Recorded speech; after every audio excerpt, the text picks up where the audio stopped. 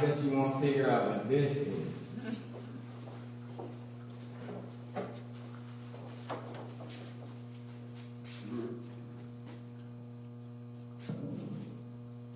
Okay, everybody knows what this is.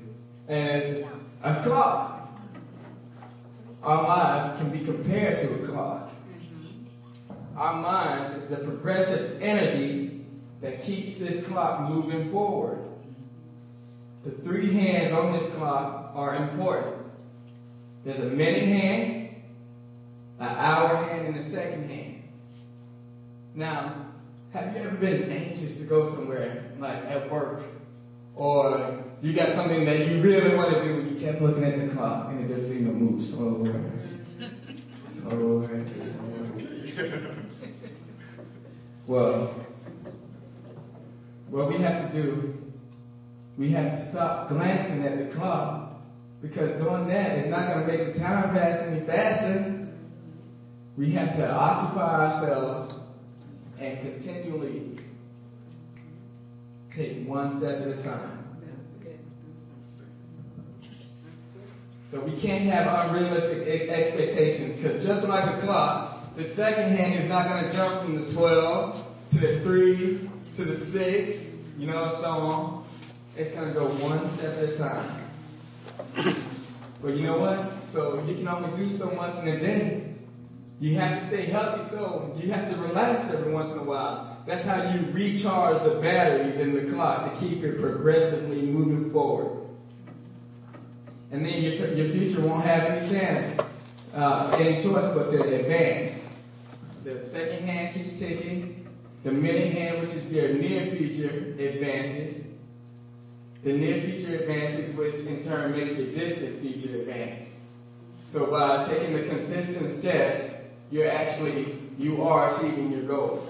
You are. It's just, if you sit there and look at the hour hand, sometimes it appears like it's not going anywhere, but it is.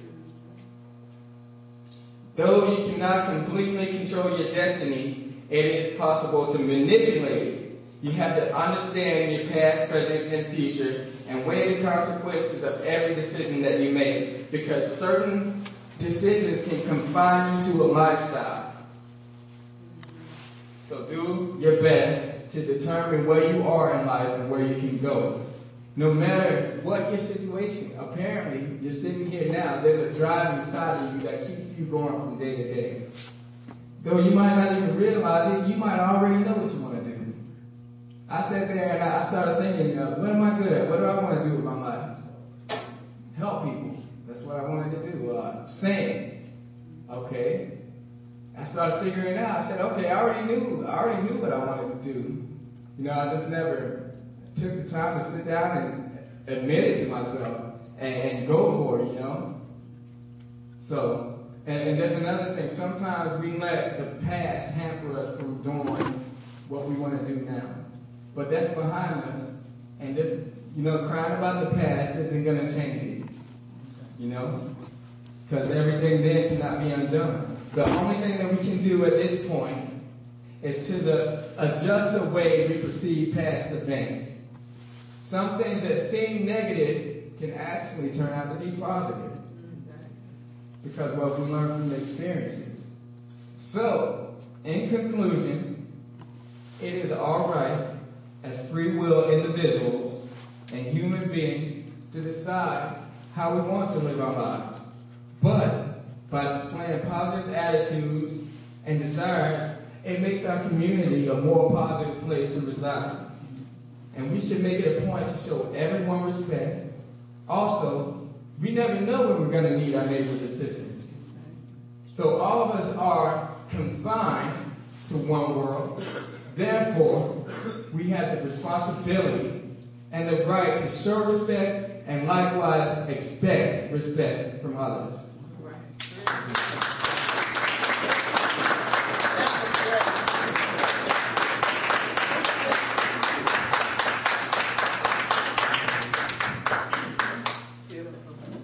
It's encouraging to see everybody out here today.